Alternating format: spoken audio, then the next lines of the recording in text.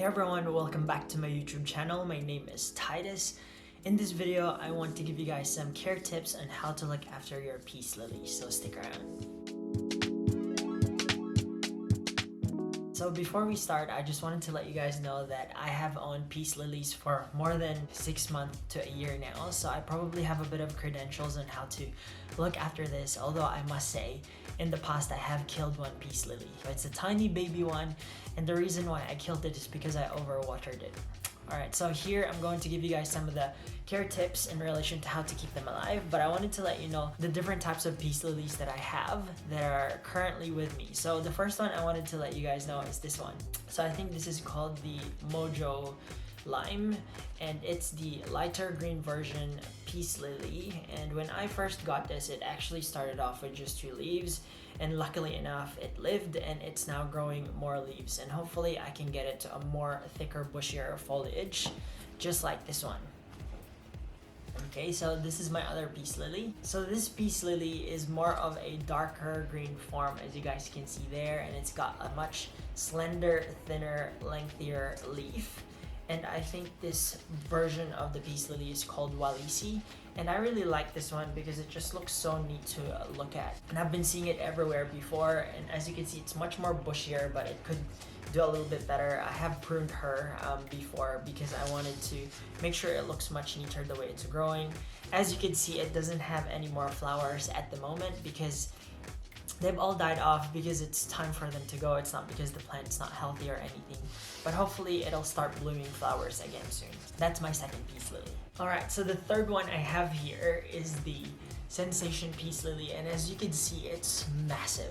Okay, so this is almost like a banana leaf, and as you can see, there's various genus of these peace lily, or other various varieties of these peace lilies, but they're pretty much all the same. So this one hasn't flowered as of yet, but I think it still needs a lot more growing and a lot more energy to actually create a flower. But yeah, I really love having this.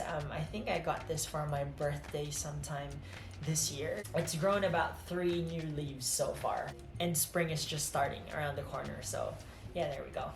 So those are some of the most common peace lilies that you guys might see, and they're very, very, very easy to look after. So other types of peace lilies that you guys might see could include the domino peace lily, which could look like this.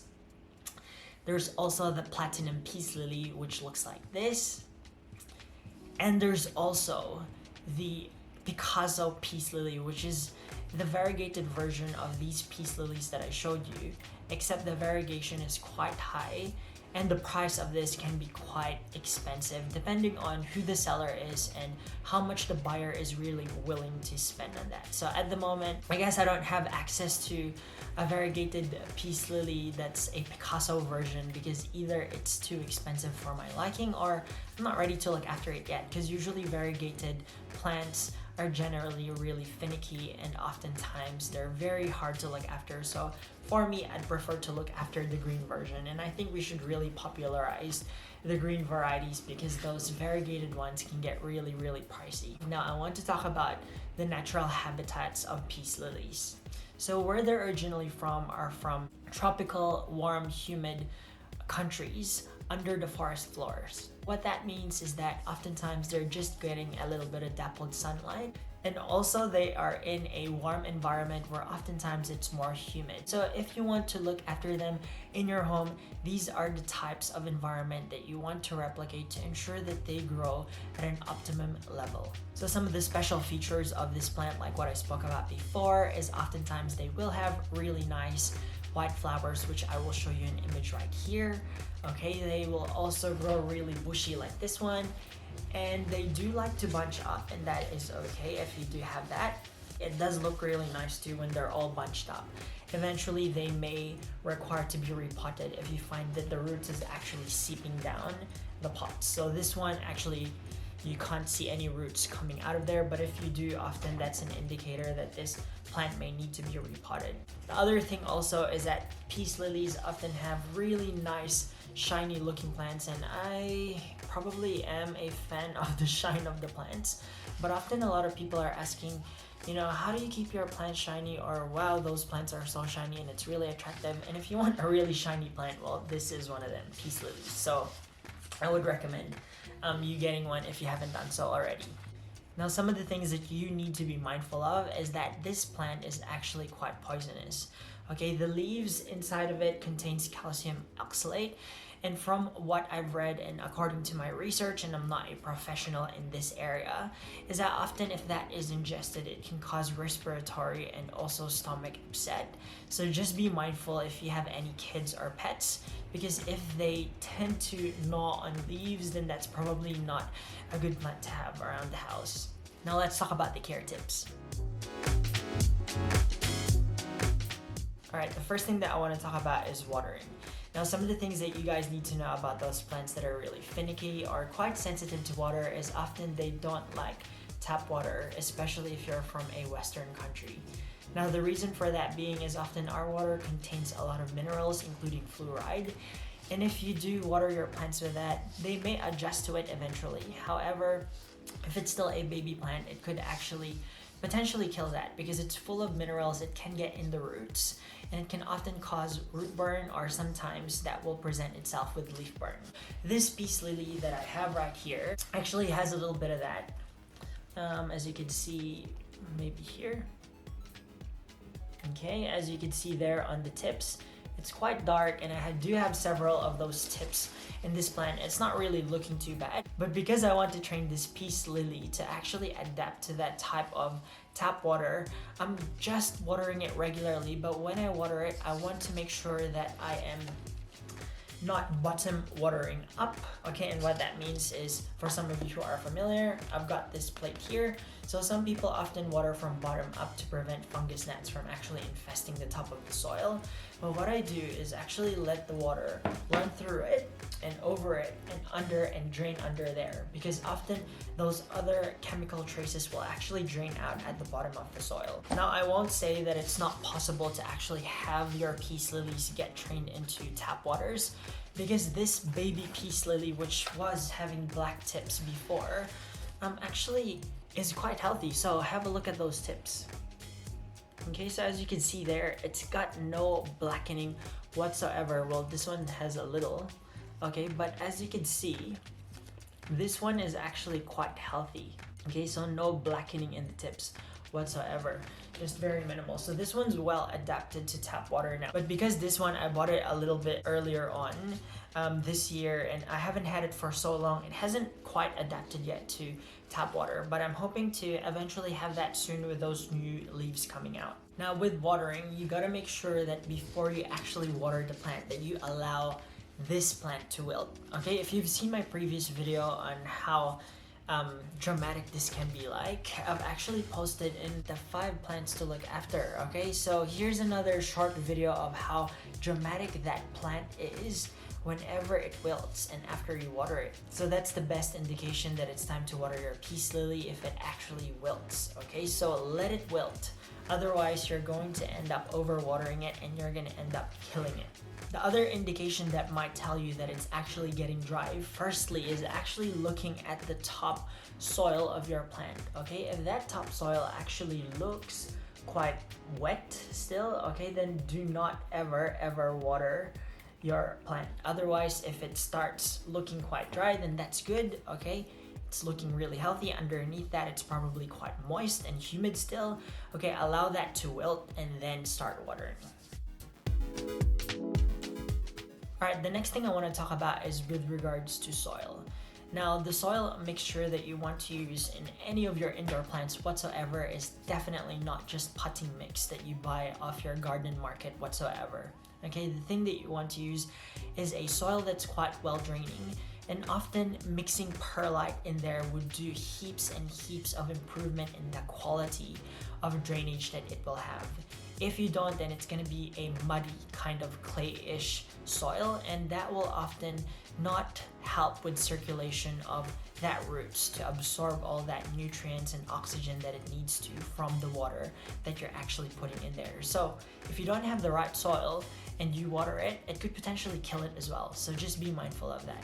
The other thing about soil is that oftentimes you may not actually need it, okay? So I've seen peace lily grown in hydro.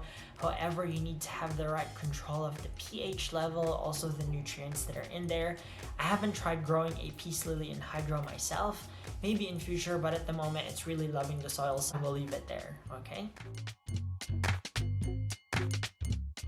Now let's talk about repotting. If your peace lily hasn't got roots growing outside the bottom of it, then often that's an indication that it's still loving life inside that pot. Often they do like to be bunched up like this. If you do like to separate them in little bunches, oftentimes they may not look as full, but they do like to be bunched up together like that. So it's okay. Alright, so this one's not really that full and bushy.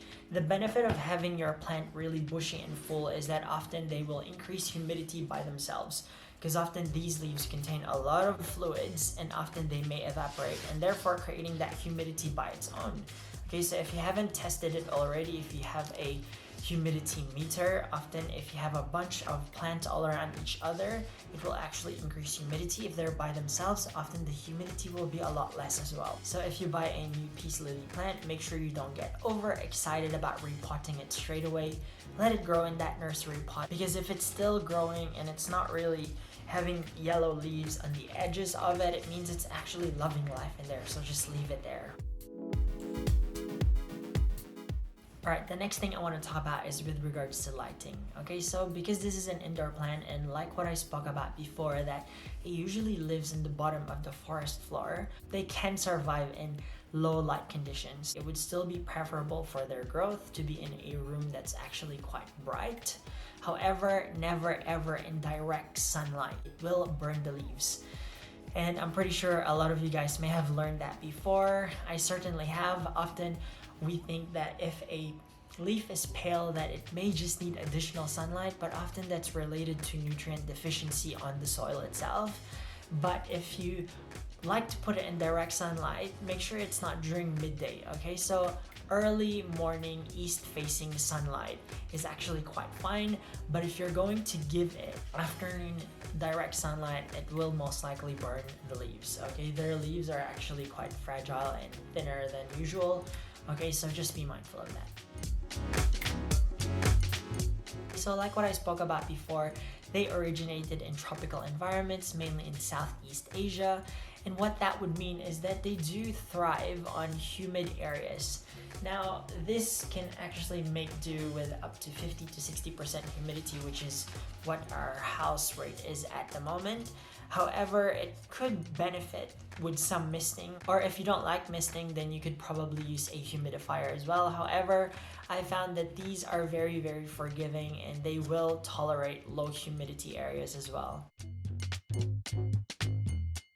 Whenever you guys are fertilizing indoor plants, I would just highly recommend using liquid fertilizer, okay? That is obviously diluted to make sure that it doesn't cause root burn. Some of the leaf burns here are, again, like what I talked about, caused by some of those minerals from the water, but it could potentially be from other fertilizers as well, okay? So it's very sensitive to fertilizers. So just be mindful of that, because once you put fertilizers in any of your plants and you notice any blackening of the leaves, and that's the key color you need to look for, then it might be because they're full of fertilizers in there or chemicals. Now, the time in which you would fertilize plants is often during growing season, which means spring. Now, I've spoken about before how this bushy leaf before, or this bushy plant before, I've actually pruned her up to make sure that it's looking at its best. So if you notice any yellowing of the leaves, browning, or any of those leaves that no longer looks good, it's okay to actually prune those off. They will eventually die off anyway, and they do take a lot of energy from the plant. So it's better just to get them off. Plus, it's gonna look much more neater and clearer, just like this one. Looks really healthy as well. Don't be afraid to do that. If your leaves actually looks really black, like for example this one. So in this plant, there's actually a tiny leaf here at the bottom, which is not looking very well. I'm actually gonna prune that off, and I might show a video of that here as I'm doing it. If you do notice any of that, sometimes you can cut them into shape, okay, so that it still maintains that sort of, you know, leafy look, so that it doesn't look ugly and it's just a straight cut if there's any damages to it. Or sometimes you can just cut that whole leaf off. Something people aren't really aware of is that often when you prune your plants, especially if it's already bushy, is that it actually really helps with the growth of it, because what that means, it's going to have more growth points on either, you know, the roots, the stem, or wherever. So if ever you're scared of pruning, don't, because it actually helps the plant to revive itself and recover. Yes, there are some plants that don't like being pruned all the way. There is a bit of shock that will happen to it, but during growing season like spring, it's actually a good time to start pruning off. Now, the other thing you need to be mindful of in relation to grooming your plants is often these leaves can actually get dusty, okay? The easiest way to actually clean them off is by sprinkling water all over them and actually hosing it down if you want to outside, and or wiping them down with a piece of cloth that's wet, okay, and just wiping that dust off.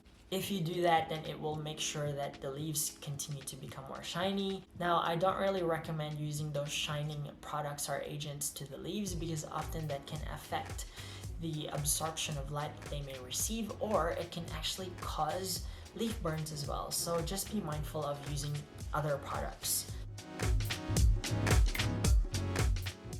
Alright, now let's talk about temperature. Obviously, room temperature for these plants are quite perfect even during winter. However, just be mindful, they're grown in tropical areas, which is again warm and humid, so it probably doesn't like cold weather. I did post up a question in a public Facebook page asking about whether they have managed to grow these peace lilies outside of Melbourne, and apparently they have, and they showed me pictures.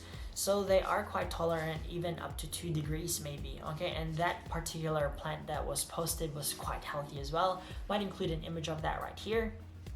Okay, so that's quite nice to actually learn about peace lilies. And the last thing I want to talk about is with regards to pests, okay? So these peace lilies that I've had, I've not got any issues with pests whatsoever, except for fungus gnats, which, you know, I think anyone who's been looking after plants would have that problem.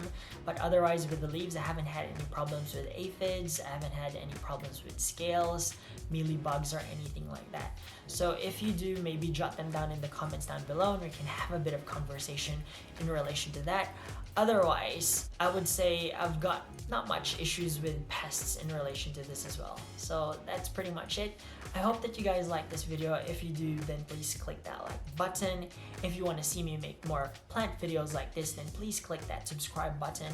Otherwise, I will see you guys on the next video. Goodbye and God bless.